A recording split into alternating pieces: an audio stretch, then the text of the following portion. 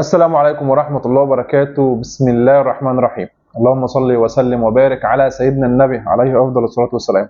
دعمك بلايك وشير وسبسكرايب.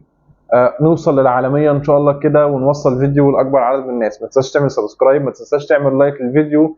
عايزين الفيديو يلف أو يروح لأكبر عدد من الناس.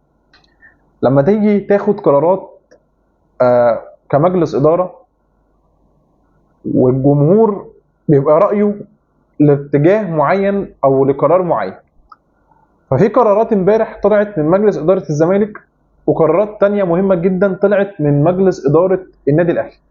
هتبين لك قد ايه الدماغ بتاعت مجلس اداره الاهلي فين، وعقليه ودماغ مجلس اداره الزمالك فين تاني. كاهلي فبيبص لحاجه واحده بس وهي مصلحه النادي. لو كان الجمهور شايف حاجه معينه فالجمهور مش موجود جوه في المصنع او مش موجود جوه في المطبخ بتاعه النادي وشايف النادي ايه اخبار النادي، او النادي مثلا في النقطه دي هيبقى صح او غلط. دايما الجمهور بيبص ان هو عايز لاعب الفلاني، المدير الفني الفلاني. ما بيشوفش دايما المطبخ بيدور في ايه. اما في الزمالك فقرارات متخبطه، ما تعرفش الناس ماشيه بقراراتها ازاي. وفي حاجه انا شايفها محترمه جدا، ان في جماهير بدات تفوق فعلا وبقتش عاجباها تصرفات مجالس اداره الزمالك اللي بتمر عليها، ودايما شايفه ان مجلس اداره الاهلي او الاهلي هو نموذج محترم المفروض ان احنا نعمل زيه علشان خاطر نبقى نوصل او نعرف نحقق ربع البطولات اللي الاهلي بيحققها. ودي حاجه مش عيب، بس في ناس متعصبه كده ودماغها راكنه شمال، فدايما بنبص لا الاهلي ده وحش، الاهلي ده. بس دي مش قصتنا النهارده. القصه ان انت كنادي زمالك قعدت واعلنت والمدير الفني بتاعك اعلن ان هو مش عايز يلعب كاس مصر علشان خاطر الدوري كان طويل واللاعيبه لازم ترتاح، وان انت عندك بطوله مهمه جدا، بطوله السوبر الافريقي. ده غير ان في الايام الجايه انت عندك اصلا تجمع للمنتخب، فبالتالي انت لازم تدي راحه للاعيبتك اكبر وقت ممكن علشان بطوله السوبر الافريقي هي مهمه جدا جدا لجوميز وكلاعيبه وكمجلس اداره او للنادي كله. فلازم انت تريح علشان خاطر يبقى عندك استعداد كامل واللاعيبه ذهنها صافي تماما وتعرف ان انت تكسب بطوله من الاهلي. فبناء عليك جوميز اعلن ان هو مش هيلعب، مجلس اداره اعلن ان هو مش هيلعب، الناس كلها في الزمالك اعلنت ان هي مش عايزه تلعب البطوله بتاعه كاس مصر عشان راحه اللعيبه. وده الصح اللي المفروض يحصل. اتحاد الكوره مش همه حاجه غير ان هو ازاي ياخد فلوس من الرعايه وازاي يلم فلوس من ورا الانديه بمشاركتهم في البطولات المحليه. فلحد النقطه دي احنا متفقين مع مجلس اداره الزمالك شكلا وموضوعا، والناس في النادي كلهم اعلنوا هذا الموضوع، لحد ما الاهلي خرج وقال لك الاهلي مش هيلعب، وكولر اجتمع مع الخطيب او الخطيب اجتمع مع كولر واتناقشوا الاثنين على المبدا ان لازم اللعيبه تريح وبطوله كاس مصر دي مش مهمه.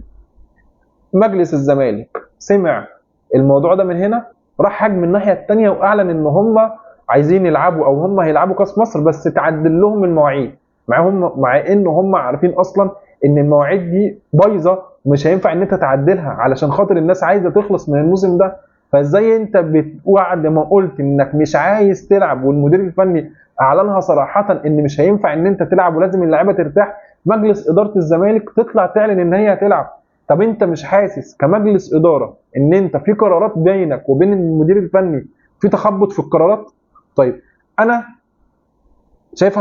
شايفها يعني صراحه ان مجلس الاداره ما بياخدش القرارات بتاعته من دماغه، وفي ناس كتير جدا زملكاويه فاهمين النقطه دي، ان مجلس الاداره في حد وراهم هو اللي بيدير، هو اللي بيقول لهم لا اعملوا كذا وما تعملوش كذا، جيبوا اللاعب الفلاني وما تجيبوش اللاعب العلاني. انا شايفها كده، وهو ممدوح عباس. وللاسف الاداره الحاليه للنادي مسلمه دماغها ممدوح عباس. يدير بالذكر انه الاستاذ ممدوح عباس هو افشل رئيس نادي على مدار تاريخ نادي الزمالك، برغم ان الصرف اللي كان بيصرفه كتير جدا على الزمالك، بس الراجل ده ما خدش اي بطولات مع الزمالك، وبالعكس الزمالك راح في دوامات منيله بنيله مع الراجل ده. فانت ازاي رايح تسمع له؟ طيب انت دلوقتي راجل قدام مجلس اداره او قدام الجمهور قدام الجمعيه العموميه بتاعتك، انت رئيس النادي، فخد قرار من دماغك، خد قرار من دماغك. اقعد مع الراجل كمدير فني زي ما الخطيب عمل مع كولر، وقعدوا شافوا مصلحه النادي بتقول ايه وخدوا القرارات عليها وما بصوش لاي حاجه ثانيه. تمام؟ بناء عليه انت شفت صفقات، شفت صفقه كولر كان عايزها، كل المشاكل وكل الحوارات اللي كانت يعني شاغله دماغ الجمهور اتحلت في الاوضه المغلقه اللي جمعت الخطيب وكولر. انت ما عملتش كمجلس اداره الزمالك، ما عملتش كده. انت طلعت بقرار او بتصريح المتحدث الرسمي بتاعك، مش مع احترامي ليه لا يفقه اي شيء في مجال كره القدم وما ينفعش يبقى متحدث رسمي اصلا لنادي زي نادي الزمالك. المدير الفني قبلها بيومين قال لك انا مش عايز العب، وده برده قرار تخبط. فده كله عامل عند الجمهور نوش. الجمهور بقى طالع مش عارف احنا بنعمل ايه ولا عارف احنا بنسوي ايه. لحد الان مفيش، الزمالك ما اعلنش عن صفقه لحد وقتنا هذا، ما اعلنش عن صفقه، مش عارفين يعملوا ايه. فنتمنى ان الجاي او كمجلس اداره الزمالك فعلا يبقى عنده تأني شويه في قرارات وتصريحات، علشان في الاخر بتتحاسب قدام الجمهور على التخبط في القرارات دي كلها.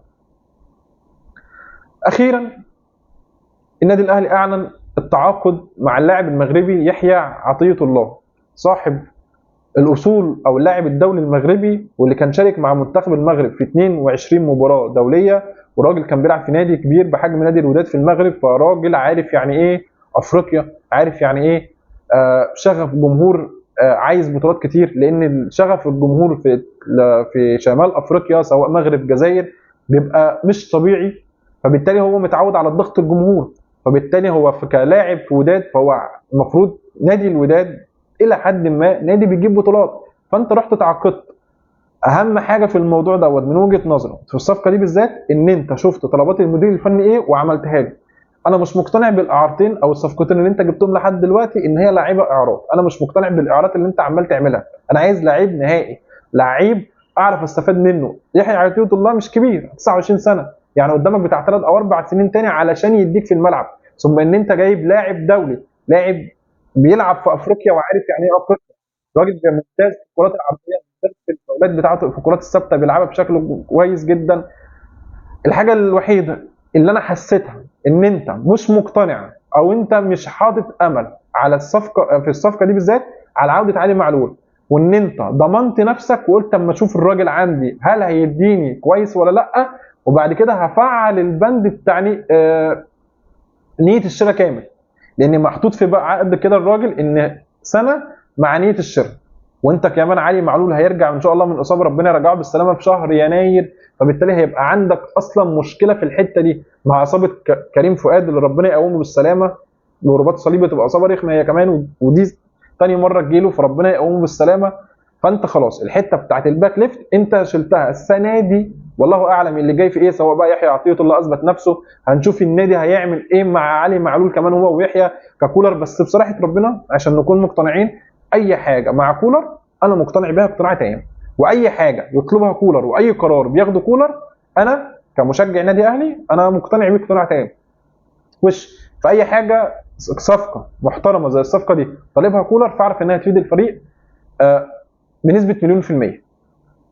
قولا واحدا انت قعدت مع الراجل وحاجه محترمه جدا بصراحه، رغم بقى الاخفاقات اللي فاتت في الصفقات او الكلام الكتير اللي كان بيطلع ويتقال ومشاكل جوه النادي والجمهور مش عاجبه تصرفات الاداره والكلام ده كله. انت خدت الراجل كمجلس اداره وقعدت معاه تمام، وقلت له انت طلباتك ايه، وانت عرضت القرارات بتاعتك على مجلس الاداره، وبالتالي مجلس الاداره وافق بالكامل. انا الحاجه اللي مش عاجباني في الموضوع ده كله بغض النظر عن الصفقه بتاعت يحيى عطية الله، بس هو المترجم يمشي اللي انت وجهت الشكر للدكتور خالد الجوادي. الراجل ده زي ما قلت قبل كده ان الراجل ده حلقه وصل مهمه جدا ما بين كولر وما بين الجمهور. الراجل ممكن، او انا شايف ان هي حاجه صح وممكن دي ما تبقاش عاجبه الناس، انه بيوصل كل حاجه بتحصل لكولر، ودي حاجه مش عيب. ما انت كلازم كمدير فني لازم يبقى على علم بكل فسفوسه بتحصل جوه النادي او جوه الفريق، لازم. فانت سواء بقى يطلع اصل عمل مشاكل اصل ما عملش مشاكل، ما هو الراجل لازم يعرف كل حاجه. والراجل ده علاقه الجمهور او علاقته مع الجمهور حلوه، والفضل يرجع في النقطه دي برضه للدكتور خالد جوادي، لان هو كان شفنا في فيديوهات كتير جدا كان بيوجه كولر للجمهور عشان يحييه. ودي لقطه كانت من الدكتور خالد في منتهى الجمال. هو شايف مجلس الاداره بان هو ما ينفعش ان هو يكمل، فقعدوا مع كولر واقنعوه والراجل وافق وما عندوش اي مشكله. اللي عجبني في كولر ان هو شايل قلبه وما بيفكرش بيه، اهم حاجه ده عنده، اهم حاجه مصلحته بتقول ايه. كهربا مش عارف مين، مش بص اركن ده كله، اهم حاجه مصلحه الفرقه بتقول ايه. ونجاح بتاع الناس او النجاح بتاع المديرين الفنيين بيجي من عقلهم. المدير الفني اللي بيحب ويكره والمدير الفني اللي بيشتغل بقلبه، ده بتعرف ان هو اصلا عطلان، وتعرف ان المدير الفني هيجي عليه الوقت ان هو هيعطل. كل نجاحات مانويل جوزيه مع النادي الاهلي، وده اكتر مدير فني نجح مع النادي الاهلي انا شفته وعاصرته، علشان كان بيفكر بعقله، كان شايل قلبه ده وحطه في علبه زباله او في صفيحه زباله، انا اسف في اللفظ لحضراتكم يعني. فبالتالي هو كان ناجح، فبالتالي هو جاب لك البطولات دي كلها. نفس السمات اللي كانت بتنطبق على مانويل جوزيه هي نفس السمات اللي بتنطبق على كولر، شايل قلبه وحطه في نفس صفيحه الزباله بتاعت اللي حاطط فيها مانويل جوزيه، او اللي كان حاطط فيها مانويل جوزيه قلبه وبيفكر بعقله. فبالتالي انت شايف النجاحات اللي بتحصل في الفريق دي كلها. الحاجه الحلوه كمان ان انت جددت الواحد زي ميشيل يانكون، وهو مدرب الحراس البلجيكي للنادي الاهلي. الراجل ده هو السبب في تطوير اداء محمد الشناوي المواسم اللي فاتت. يمكن دي الهديه اللي جات لنا من فايلر الوحيده. شفت مصطفى شوبير لما بيرجع بيلعب واقف على رجليه ازاي، حتى لو هو مركون في الثلاجه وهو قاعد احتياطي وما بيشاركش غير كل فين وفين. الراجل نزل في بطوله افريقيا جاب لك البطوله، احلى كلين شيت عليه 9 ماتشات ورا بعض، رقم قياسي. مصطفى شوبير مع انه بديل، بتشوف حارس المرمى بيرجع بيقف ولا كأني في اي حاجه. شفت حمزه علاء في الاولمبياد عامل ازاي، بغض النظر عن ماتش السته بتاع المغرب، بس كل الفضل في مستوى اللعيبه اللي واصل للليفل العالي ده هو الميشيل يانكو. فانك توصل لتجديد او اتفاق مع التجديد للراجل ده، فهي خطوه ممتازه جدا ليك، خطوه مرعبه وخطوه ممتازه جدا ليك. الراجل ده نجاحات حراس المرمى في النادي الاهلي يرجع السبب الاول ليها لراجل زي ميشيل يانكو.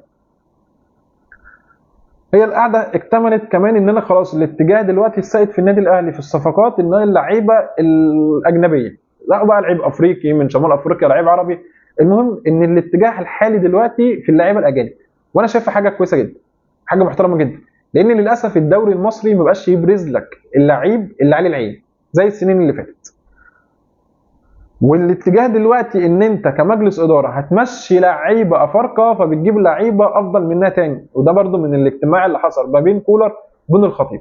فانت دلوقتي الرحيل الكلام عن رحيل بيرسي تاو، وانا من وجهه نظري ده انسب وقت يمشي فيه بيرسي تاو. للاسف انت كان عندك لعيب كسول، لعيب بمزاج. يعني ايه؟ يعني يديك ماتش وخمسه قدامه يعطل يوم ما بتحتاجه، وان انت ان هو يخلص لك ماتشات انت ما كنتش بتلاقيه موجود. والفتره الاخيره وكانت باينه قوي يعني، والجمهور بيفهم ان كان في مشاكل كبيره جدا ما بين المدير الفني وما بين بيرسي تاو. هو الراجل كان ساهم لك في بطوله افريقيا اللي فاتت، مش اللي انت لسه واخدها، لا اللي فاتت كان هو مساهم بشكل كبير جدا، بناء عليه كان هو واخد احسن لاعب في افريقيا. من وجهه نظري لا، كان في ناس تستحقها زي الشناوي زي علي معلول، بس ما علينا. النادي الاهلي اضاف للاعب ده كتير جدا. انا نفسي يمشي امبارح مش النهارده كمان، لان انا شفت لعيب كسول، لعيب ما بيفيدش الفريق باي حاجه، بالعكس ده عالة على الفريق. فانك تمشي بيرسي تاو ده حاجه ممتازه، بس الفكره ان اللي جاي يبقى احسن من بيرسي تاو، لان انا مش في قفا ان انا هدفع تاني دولارات على وينج زي بيرسي تاو، لعيب مزاجي. فلازم بقى اللجنه بتاعت السكاوتنج دي اللي انا بقى عايز اشوف شغلها وترشح للراجل بدل الاختيار 3، بحيث ان الراجل يقعد يختار ويعرف هو هيجيب مين، والدنيا تبقى ماشيه زي الفل. لان انت داخل على موسم اصعب من الموسم اللي فات، واخرتها في الموسم ده كمان هي بطوله كاس عالم انديه. اتمنى يبقى التفكير ماشي صح، اتمنى ان القعده دي تكمل ثمار نجاحها والفريق يبقى ماشي وهو مركز. انت خلاص مش هتشارك في كاس مصر، هتدي راحه للعيبه، كابتن سامي قمصان هيمسك الفريق الفتره اللي جايه في الاربع او 3 ماتشات اللي باقيين. فدي حاجه ممتازه جدا، اللعيبه تصفي ذهنها تماما، ترتاح عشان ترجع لك على بطوله السوبر الافريقي واللعيبه كلها واقفه على رجليها. خطوه ممتازه، قرار ممتاز بعدم المشاركه في كاس مصر، لانك انت لو كنت شاركت في كاس مصر يبقى كنت هتقول على اللعيبه دي يا رحمن يا رحيم. فخطوه ممتازه، قرار صح مليون في الميه. كابتن سامي قمصان بقى يمسك اللعيبه الشباب مع كام لاعب الكولر قال عليهم، من ضمنهم كهربا او نيدفيد او قفشه ايا كان، بس الاساسيين لازم ولا بد ان هم يرتاحوا. كمان المدير الفني بالجهاز بالكامل لازم ان هم يصفوا ذهنهم بقى كده ايه ويرتاحوا، ونشوف اللي جاي في ايه ان شاء الله. والجاي باذن الله هيبقى خير للنادي الاهلي كله. زي ما قلت وقوفك في ظهري ده حاجه بتحفزني ان انا اكمل، فانا محتاج دعمك ليا. حضرتك لازم ولا بد انك تعمل سبسكرايب، تعمل لايك وتعمل شير. تعليقك ورايك مهم جدا جدا جدا ليا تحت في التعليقات، فاتمنى ان انا اسمع اراء حضرتك. اي جزئيه حضرتك عايز ان انت تتكلم فيها حطها لي تحت، وباذن الله الفيديو الجاي هنتناقش فيها مع بعض. زي ما قلت دعمك ليا، ما تنساش تعمل لايك، ما تنساش تعمل سبسكرايب، ما تنساش توصل الفيديو لاكبر عدد من الناس لما تعمل اللايك بتاعك. كان معاكم احمد اسامه من برنامج المدرج. السلام عليكم ورحمه الله وبركاته.